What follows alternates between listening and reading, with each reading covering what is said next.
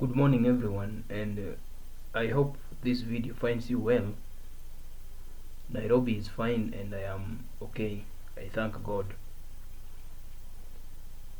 In Kenya today,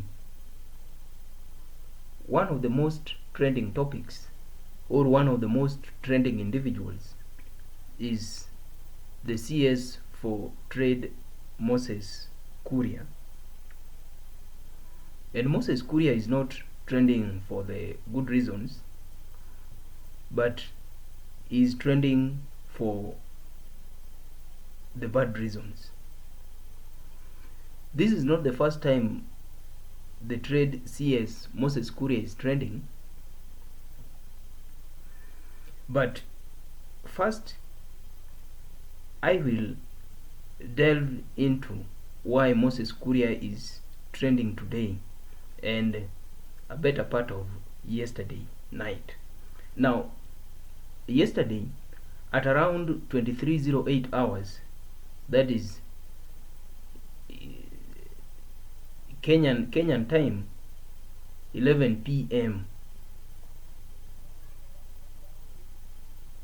saa tano ya usiku, that is Kenyan time, Moses Kuria tweeted something. If I might quote, kwa wale malaya wa Aga Khan pale Nation Center, you can still advertise auctioneers and funeral announcements. We will not stop those. Now that is Moses Kuria tweeting in his capacity as a Kenyan and as a cabinet secretary. Moses Kuria was responding to a Nation media group exposing on the multi-billion-dollar cooking oil scandal. Now, if you are always glued on your TV or you are accessible to Nation media posts, on Monday, June 12th, 2023, Jaindi Kisero, who is a news correspondent to Nation Media Group, wrote a very long statement which was also followed by visual reporting on NTV. This statement or this report by Jaindi Kisero was exposing a multi-billion-dollar cooking oil scandal which involved major individuals in Ruto's government. Now, in this statement or Nation Media Group expose, it was stated that the government had colluded with a Dubai-based company, that is Multicommerce FZC, to bring in or to import about 85,120 20-liter jerrycans of cooking oil that landed in the port of Mombasa on May 17th. Now, during this export, the cooking oil was duty-free. Being duty-free, that means that there were no taxes levied on the imports. This comes at a time when the government, through the Kenya National Trading Company, had issued an order or had established an order for the agency to import around 120,000, if I am not wrong. Yeah, if around 125,000 tons of cooking oil. Now, after this expose by the Nation Media Group, Moses Kuria was very furious. He was very furious with the Nation Media Group for exposing the multi-billion-dollar scandal.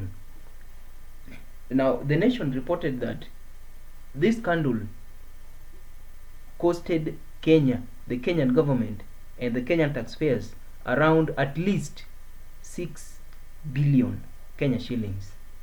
And I repeat, 6 billion Kenya shillings. And from this scandal, the multi-commerce FZC was to mint a profit of about, let me look at my figures, of about US dollars 595,840. And in this import, the implicated company was to sell the oil at around 26, yeah, it was somewhere around $26 per liter, per jerrycan. That translates to around 2,700, but the actual selling amount should be $19 per jerrycan. Now these people are going to make a profit of around, let me say, that is 26, 19, around $7 per jerrycan.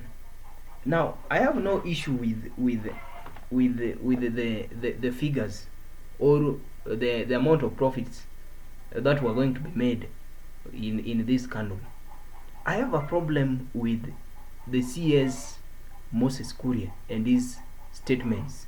Remember, in one of my videos I did state clearly that one of the qualifications of a leader is good communication skills. And I meant that good communication skills amounts to the choice of words and how you construct them, you relay them to the public. A cabinet secretary is not a lowly ranked individual in government. A cabinet secretary speaks on behalf of the government. Now, Moses Kuria, with his post bashing the Nation Media Group and calling the Nation Media Group Malaya, to me and to many, communicates the position of the government. I believe that my interpretation of Moses Kuria's post means that he communicates what the government thinks about the Nation Media Group, because Moses Kuria is working for the government, is a CS in the government. What he says concerning anything, any development in Kenya or regionally or in the world is linked directly to what the government thinks. Now, if Moses Kuria calls the Nation Media Group Malaya, I can equate that to mean that the government of Kenya calls the Nation Media Group Malaya. That is my interpretation, which I believe many will share. It is not the first time Moses Kuria is attacking the Nation Media Group. I watched a very short clip of which the CS Moses Kuria is talking about the Nation Media Group. And in the clip, Moses Kuria is quoted saying, Nation Media muamue kama nyinyi ni gazeti ama broadcasting house ama media house ama ni chama cha upinzani. Na mimi nimesema kutoka leo, hata sio kesho, idara yote ya serikali nitaona imeweka advertisement kwa Nation Media, ujihesabu uko nyumbani. That statement from the CS Trade, Moses Kuria, is threatening government agencies or government departments against advertising with the Nation Media Group. And Moses Kuria is very clear in that statement that any government department, any government agency associating itself with the Nation Media Group or an individual will be fired instantly. Now, Moses Kuria has locked arms with the Nation Media Group for the wrong reasons. I believe the Nation Media Group is doing its mandated role of reporting. You report facts. You don't choose what to report, but you report facts. The Nation Media Group reported facts about the ongoing scandal in the trade ministry. That was a very good job, because the Nation Media informed Kenyans of what they did not know. Now Moses Kuria is furious at the Nation Media Group because they exposed him and the trade ministry. In my view, Moses Kuria is doing the wrong thing, and based on my understanding and my own assessment, I believe Moses Kuria is not qualified to be the CS Trade, because functioning as the CS Trade, you are in charge of Kenya's policy, trade policy or foreign policy, domestically, regionally, and globally. That means that you connect Kenya to the region, let me say East Africa, and the world. What you say can build or ruin the trade connections between Kenya and the region, the continent, and the world. Now, what Moses Kuria is doing by attacking the Nation Media Group is very wrong, and this communicates a very bad message about the current government, the current administration. It is not the first time Moses Kuria is locking horns with the, let me say, regional governments. You remember on May 15th, 2023, Moses Kuria reacted to the ongoing war in Sudan, and as usual, he went to his Twitter page and wrote, "The Sudan lesson is simple. The community of nations should militarily invade any country where armies overthrow the government. Appeasement does not pay off. Military juntas do not become democrats because of the false principle of non-interference." He went ahead and stated, "The AU, that is the African Union, can marshal a strong enough army to bomb Khartoum to smitherness." That is Moses Kuria speaking in his capacity as the CS Trade.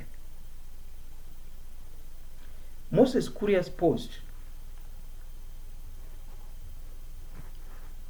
attracted a violent reaction from the Sudan government. You remember on June 12th, IGAD summit appointed President William Ruto to spearhead talks, mediation in Sudan between the RSF and the Sudan army. And before assuming this role, Moses Kuria's posts appeared on Twitter. Now, due to Moses Kuria's post, the Sudanese army and the Sudanese government strongly rejected William Ruto's role in spearheading mediation between the Sudan army and RSF. Now you can see that Moses Kuria's post, Moses Kuria's